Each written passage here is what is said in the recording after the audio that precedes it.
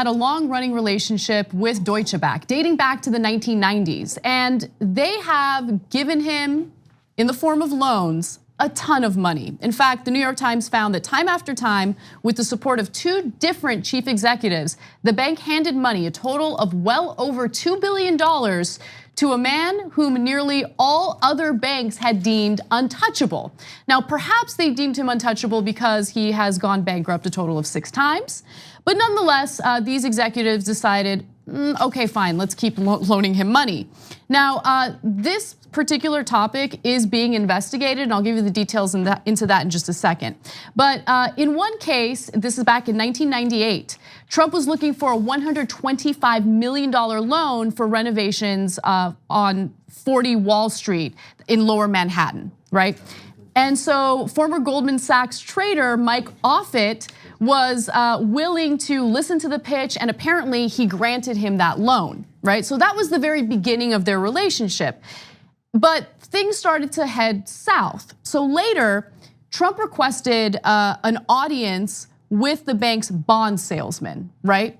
So understand that Deutsche Bank was selling bonds that were tied to the real estate that Donald Trump was involved in. And these were toxic bonds, as you're about to find out. So he meets with these bond salesmen and he says, fellas, I know this isn't the easiest thing you've had to sell, but if you get this done, you'll all be guests at Mar-a-Lago. Okay, so the sales team managed to sell hundreds of millions of dollars worth of bonds. A year later, in 2004, Trump hotels and casino resorts defaulted on the bonds. Deutsche Bank's clients suffered steep losses. So there's so many amazing things in this story. One thing that is not in the story is anything that is legal wrongdoing, okay? Now, that doesn't mean that it doesn't exist, and Deutsche Bank has been cooperating with prosecutors, and so we don't know if they found anything interesting there or they didn't. And it's both are possible here. This one is less clear than some of the other financial wrongdoings of Donald Trump. To me, this is a more interesting story about the wrongdoings in the financial sector, okay, and what Deutsche Bank did and how they clowned things. So, and it also gives you insight into what a terrible businessman Donald Trump is. So let's break that down a little bit.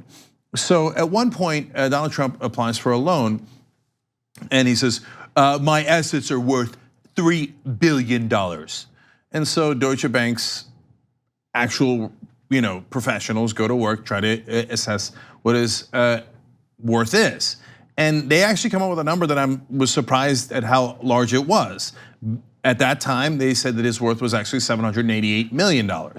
Now, that's still 2.2 billion less than what the liar Donald Trump claimed, and they know it for a fact. So they're like, okay, here's what the assets are actually worth, the buildings are worth, the golf properties are worth, etc. And he's like, no, I think they're worth 3 billion. They're like, yeah, but you're wrong, they're not, okay? But they gave him the money, they gave him the loan anyway. They did, yeah. And it's why they gave him the loan anyway is really interesting, but let me give you more of the issues. A senior investment banking executive cautioned that Trump should be avoided because he had worked with people in the construction industry connected to organized crime. So like, this guy's a bad guy, man. He breaks laws, let's watch out for him. And they gave him the loan anyway. And then, of course, any responsible banker and there were plenty at Deutsche Bank, went to the executives making the decisions and go, he's defaulted on almost every loan he's ever gotten. You cannot find a bigger risk to loan money to. And so, of course, what does Donald Trump eventually do? He defaults on the loan for Deutsche Bank.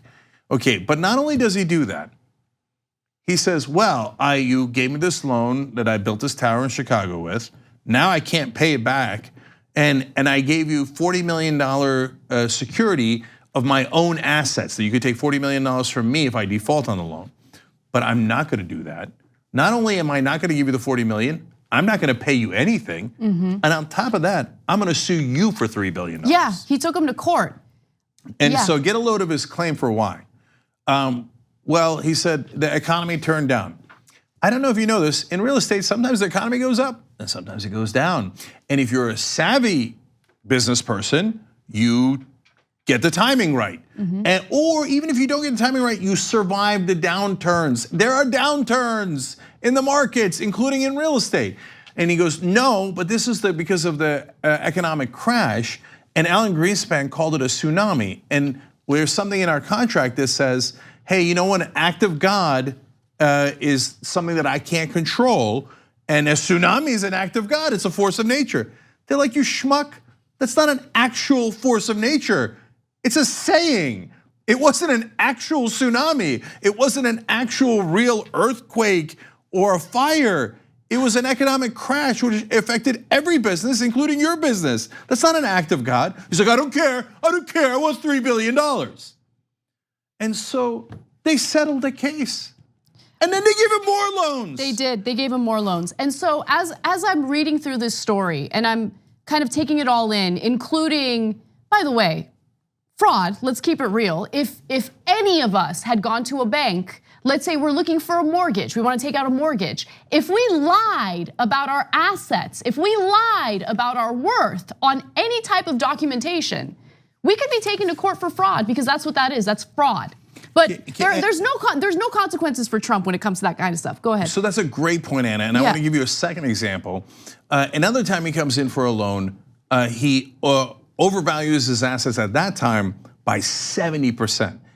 Anna's exactly right. If you go and apply for any kind of loan for a house or anything else, and you just totally lie about your assets, and you overvalue them, not by 5% or 10%, which could be a margin around the errors, or error around the margins, I should say. But you obviously purposely inflate it, and you do it twice, and by gigantic numbers.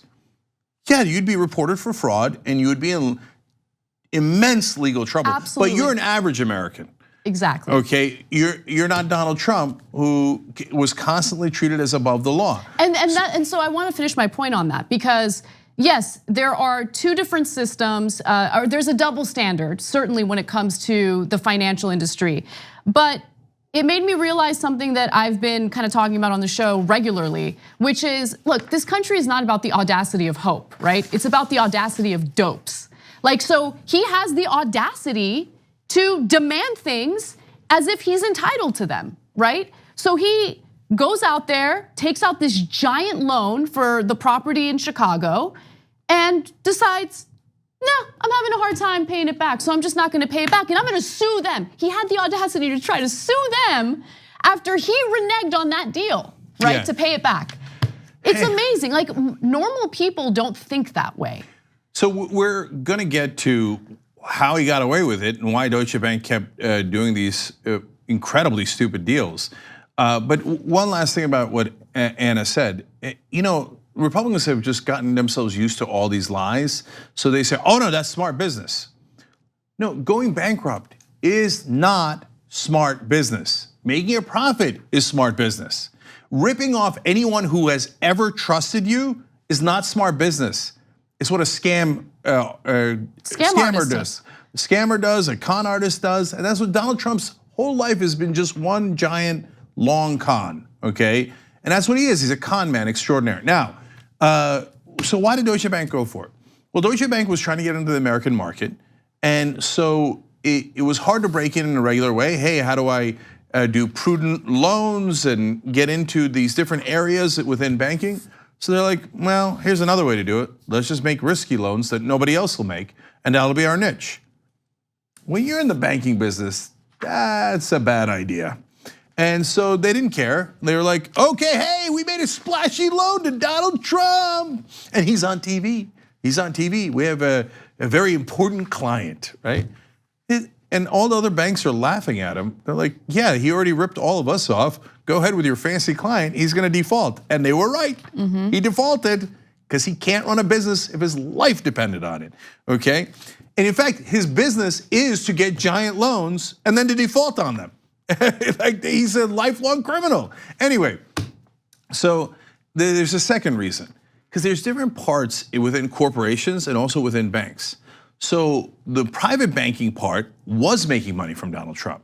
So private banking says, okay, I'll take your personal assets and wealth, and I will invest those for you. And for that, they get good fees back, and so they make good money on that. Now, in order to incentivize you to do private banking with us, we will trick the rest of the bank other parts of the bank to give you really stupid loans. And when it blows up on them, I don't care. My bonus is not tied to their performance. My bonus is tied to my performance. And so, and a lot of times this is a huge problem with public corporations. For all the executives, when you're making money from the loans for the first couple of years, because he doesn't go bankrupt until a couple of years later. It happens every single time with Donald Trump.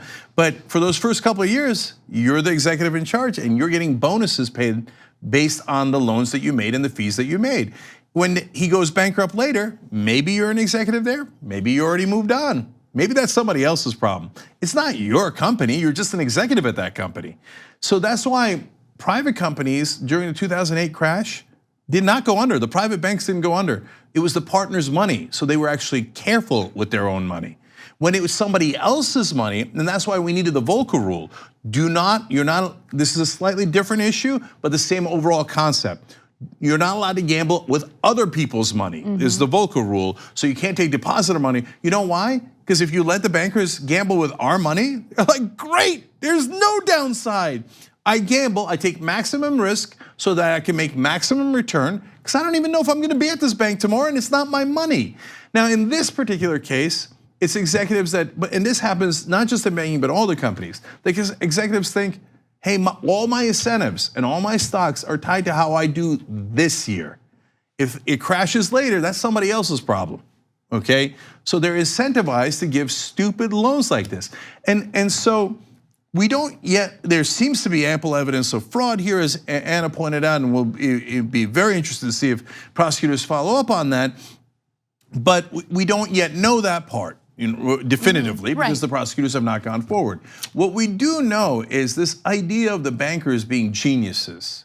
Oh, they're talent. Remember when they crashed and they said, oh, no, you gotta pay the bonuses. What do you mean? You bankrupted the entire global economy. I know, but I'm due millions of dollars. I won't work here if you don't give me my bonus, and then you'll lose my talent. They don't have any talent. They just happen to work where the money is. It's like that old saying about the guy in the old days that robbed the banks. They said, why'd you rob the banks? He's like, that's where the money was, right? Yeah. So the bankers make a lot of money because they're bankers, not because they're particularly bright. So, and television goes along, and mainstream media goes along with that mythology of like, ooh, rich people are really smart. And bankers are so smart, they're so talented. No, they're not. They're regular old schmucks that happen to be in the right industry that don't care if somebody else loses their money as long as they make their bonuses. One final part of the story that I think is relevant. Deutsche Bank did not think that Donald Trump would become a president. And when he did win the election, there was a lot of panic because they've loaned him a lot of money. And if he defaults on those loans now, what are they gonna do? And so the New York Times perfectly puts it this way. If Trump were to default on his loans, Deutsche Bank would have to choose between seizing his assets or cutting him a lucrative break. See, that's a lose-lose situation. Yes. So actually, there's 3 losses And I here. kind of love it, by the way. Yeah, I agree with you. And sometimes we criticize the New York Times for their establishment perspective, et cetera. But sometimes they do wonderful investigative stories like this one. So great credit to them. And that was an excellent synopsis by the New York Times of the conundrum that Deutsche Bank is in. So first of all, Trump becomes president. That means people are probably gonna look at his finances, and then they're gonna find out 2 things about Deutsche Bank. One, they gave loans to a guy that they knew committed fraud. They knew it, they said it in their things. He's overvaluing his assets by 70%. So that's a big problem for them and possibly a legal problem for them. Number 2, they're gonna look like idiots because they kept giving him loans that he never paid back. And they just kept on doing it based on greed. And so it's deeply embarrassing. They're in the middle of a merger now. Now everybody knows these are the dumbest guys or the greediest guys, depending on how you wanna frame it, right? And so are these really people you want to do business with and merge with? So that's a huge issue for them. But then the second part is what Anna mentioned there, that New York Times wrote about. Look, man, he's gonna default. That's what he does every time. He still has all those loans at Deutsche Bank. The ones he defaulted on got, by the way, you know how he paid back some of them? He got a new loan from Deutsche Bank. I know, it's amazing. Okay, it's so amazing. One part of the bank gave him a loan to pay off the other part of the bank because they don't care. They're all making bonuses. They're like, yeah, it's gonna blow up later, who cares, right? And then oops, Donald Trump became president. Now when it blows up, everybody's gonna know.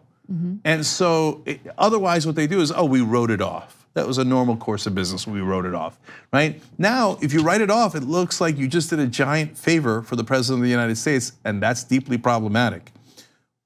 Or you have to go, he's definitely gonna default. He's never not bankrupted a business. He's a terrible businessman. There's almost no chance that any of his businesses will remain solvent over the long run. They never have. In fact, in this story, I found out about another bankruptcy that it doesn't even count his 6 major bankruptcies. Oh, wow. Okay, so anyway, when he defaults, then they are gonna have to go and seize the assets of a sitting president.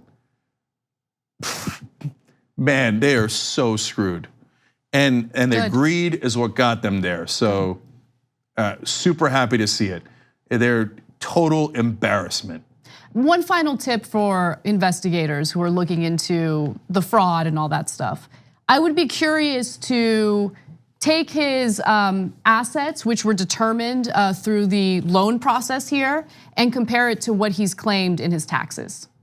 Oh, well, hey, look, if you're looking into fraud and you want to see, hey, maybe he didn't overvalue his assets, let's look at his taxes and see how much money he actually has. Or undervalued his assets for the purposes of taxes. Oh, that's interesting. Yeah. I guess they're gonna have to look at it.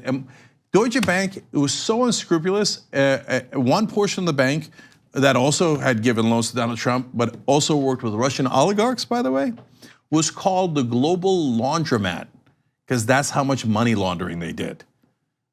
Man, I hope prosecutors are going through every detail of what these guys did, not just because of Donald Trump, but because this is how they make money and then turn around and pretend to be geniuses. They constantly skirt the law, sometimes outright violate the law. Other banks have money laundered for Al-Qaeda and Mexican drug cartels. And when they get caught, do you think they go to jail? No, you buy or sell a joint on the street and you're going to jail. They money launder for drug cartels, free to go. Even Obama's Attorney General, Eric Holder, said they're too big to jail. It would affect the global economy. So this is the sickness that we have in the financial industry.